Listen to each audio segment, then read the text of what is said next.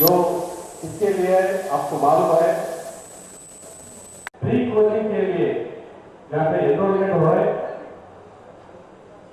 आप लोग यहाँ पे जो एनरोलमेंट आपका पुलिस स्टेशन एरिया में करें है और उसके बारे में हमारा जो सीनियर ऑफिसर आपसे बात करते हैं।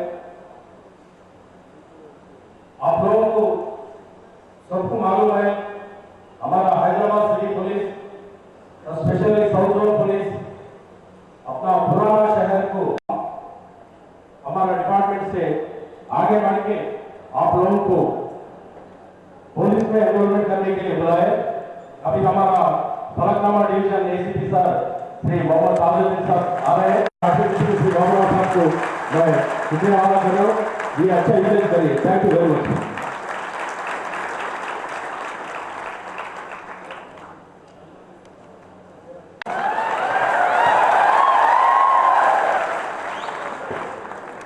Thank you. Respected Additional DCP South Zone, Baburao Sahab, colleague Chakravarti, Inspector Manoj, and other police officers, and dear ambitious youth to join the police department, आप सबको मेरा सलाम और नमस्कार।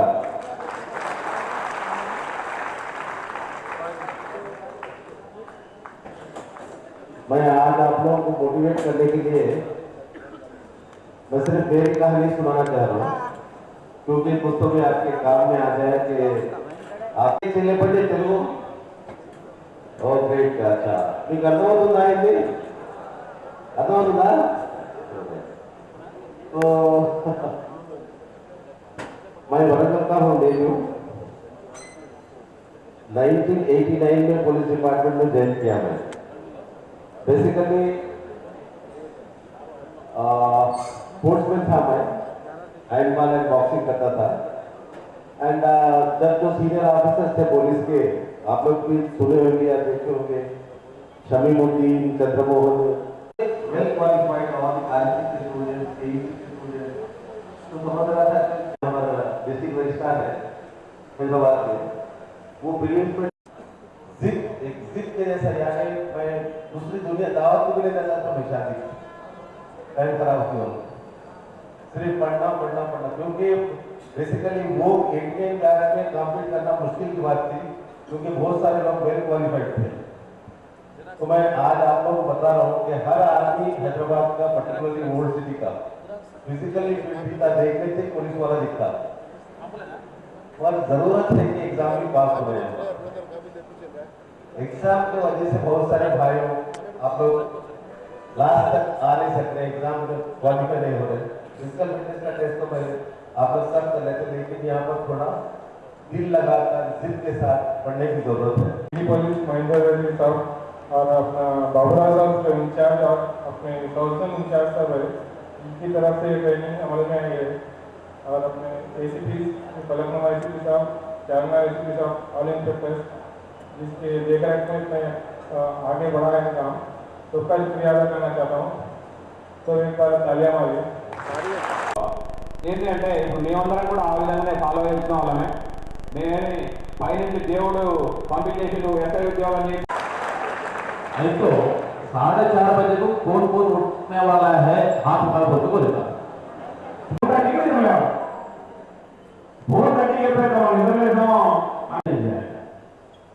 कभी नहीं जाए, मगर वो माँ का गोद में जो परवरिश होता वो अच्छा है या बुरा है, ये देख लेना। हर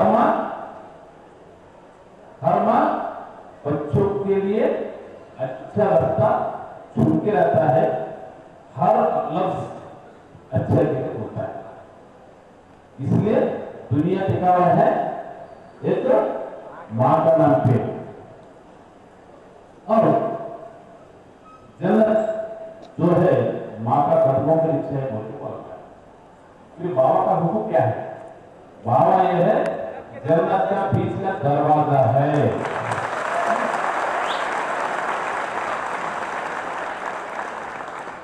इसलिए मैं कह रहा हूं, माँ बाप को जो हासिल करा, माँ बाप का जो दुआ लिया, उन्होंने इस पढ़ाई में, इस दुनिया का पढ़ाई में आसमान को नहीं, 7 आसमान ऊपर वहां तक भी हो सीख सकता है।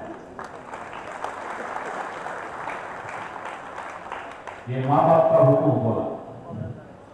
दूसरा, अल्लाह या भगवान, आप कुछ भी नाम दे दो, उनको हासिल करना, उनको हासिल करना है तो क्या करना? इबादत करना। उसमें 3 दुश्मन बहुत खतरनाक है, बहुत खतरनाक है। आजकल सोशल मीडिया का नाम पे क्या क्या हो रहा है, उससे बच्चे बहुत खतरनाक तरह से खराब हो रहा है। 15वीं सदी के बाद हाल मैं नहीं बोलूंगा, ये बात थोड़े दिनों बाद। कौन बोले? अपना नबी करीम सल्लल्लाहु अलैहि वसल्लम बोले।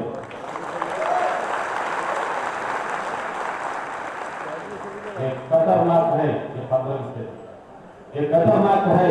ये उम्र में जो आदमी अपना नफ्स को मुट्ठी में रख लिया, उन्हें जलाती बन जाए।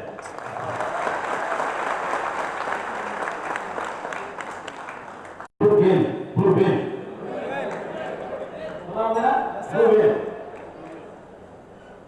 वो ब्लू बेल गेम क्या करता? पहले शुरुआत में थोड़ा देखा, वैसा ही जो नफ्स है शुरुआत में तोड़ते रहते, वो अच्छे दिखते रहता, पहले तो क्या बोलते, चलो भाई सिगरेट पी लीजिए, हालत नहीं है, मैंने पी तो और एक पॉपकॉर्न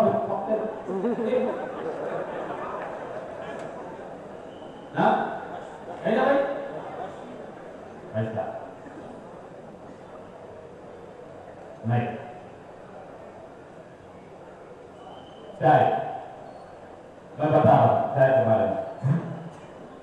मैं बचपन में बहुत गरीब था, 10th क्लास पास हो गया, इंटरमीडिएट में गया।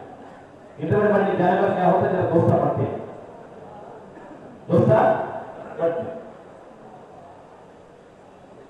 पढ़ने पर हम लोग एक 4-5 दोस्त मिले। एक दिन होटल गए, चाय पियो, बोले मेरे आदत नहीं है, थोड़ा पियो, आपको बोलता मैं थोड़ा पिए।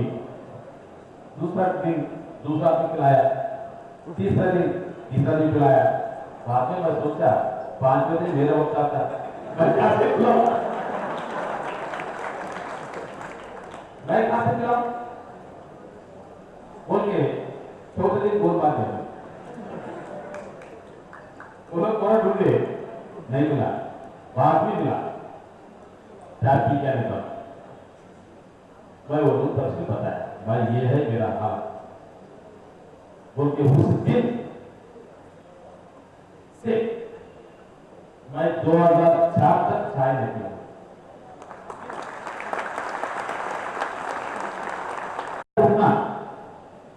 कंपल्सरी वो उठना, मगर अपना नौजवान बच्चे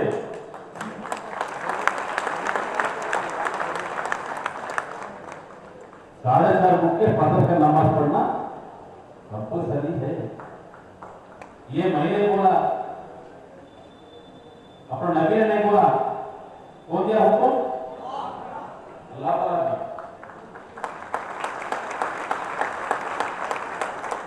फिर वो उनको हम कहां तक अमल कर रहा है, ये सोचना चाहिए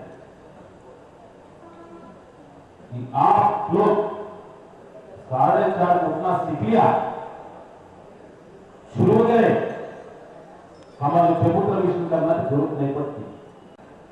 इस साल जो है तेलंगाना जागृति, अब देखा होगा कविता मैडम एमपी का तरफ से स्पॉन्सर हो रहा है।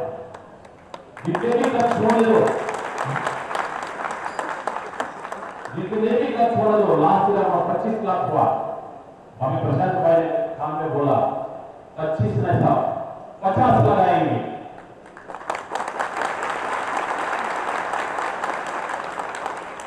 ज्यादा से ज्यादा बच्चे आपका पुराना शहर से सेलेक्ट होना है, पुराना शहर से सेलेक्ट होना है पुलिस का। मैं पुराना शहर के बारे में थोड़ा तफसील गांधी बोला, मैं आप लोगों की बोलना चाह रहा हूं। सब जने कहता है गोल्ड सिटी, गोल्ड सिटी, अपना गोल्ड सिटी से बच्चा कोई भी जुबली हिल्स हो, नहीं तो बंजारा हिल्स हो, अमीरपेट हो, बेगमपेट हो, सिकंदराबाद हो, कोई बच्चा इंटरव्यू गए तो उन्होंने केडी रस्ते थे कासाई बाबा काय बड़ा जाए। अच्छा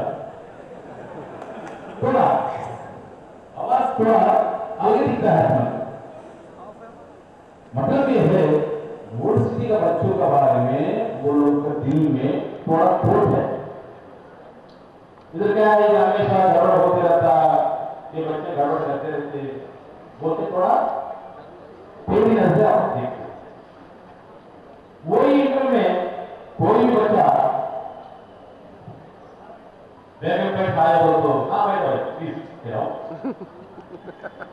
उनका चीज से बात मैं देखते समय बता रहा हूं आप लोग,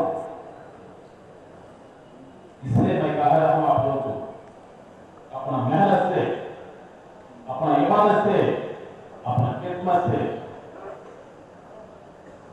ये नाम को बदलाना है। ये गोल्ड सिटी नहीं है, गोल्ड सिटी है। गोल्ड आना, गोल्ड सिटी होना है। ये 10% भी 2000 से इस पे 10% भी सिविल सर्विसेज सेलेक्ट हो गया, बिल्कुल गोल्ड सिटी नहीं, गोल्ड सिटी नहीं, ग्लोबल सिटी बन जाएगा। हम मेहनत करेंगे नहीं,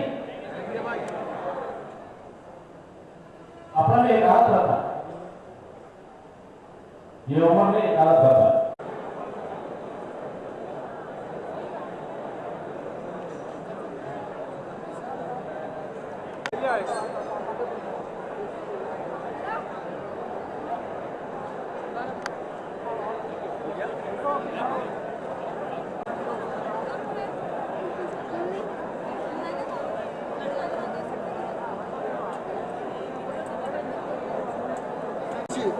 हैदराबाद सिटी पुलिस कमिश्नरेट के अंदर साउथ जोन में हैदराबाद सिटी पुलिस और तेलंगाना जागृति ये ऑर्गेनाइजेशन के जानिब से एक मेगा प्री कांस्टेबलरी कोचिंग करने के लिए फैसला कर दिया।